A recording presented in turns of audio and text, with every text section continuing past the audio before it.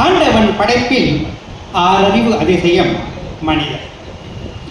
ஆண்டவன் படைப்பில் ஆறறிவு அதிசயம் மனிதன். அம்மனித வாழ்க்கையின் சிறந்த வாழ்வியல் முறை அறவழியில் பொருளீட்டி இன்பம் துய்த்து வீடு அடைதல். அச்சிறந்த வாழ்வியல் முறையில் குறிப்பிடப்படும் அறம், பொருள், இன்பம், வீடு ஆகிய நாற்பொருட்களை அடைவதே ஒவ்வொரு மனிதனின் இன்றியமையாத லட்சியம். அதனை அடைந்திட தக்கதொரு துணை ஆசிரியர். அதனை அடைந்திட தக்கதொரு துணை ஆசிரியர். ஏனெனில் அவர் இருளில் ஒளிகாட்டிடும் சுடர் விளக்கு.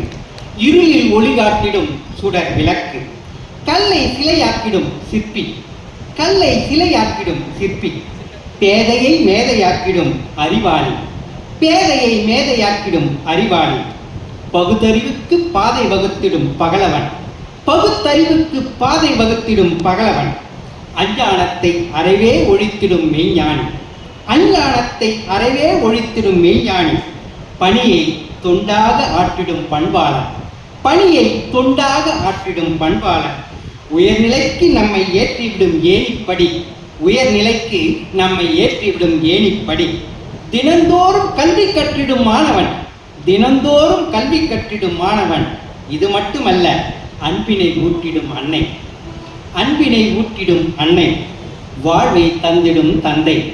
வாழ்வை தந்திடும் தந்தை. அறிவை அளித்திடும் அறிஞன். அறிவை அளித்திடும் அறிஞன்.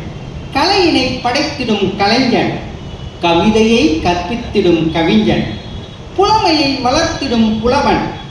உலகை உணர்த்திடும் சித்தன்.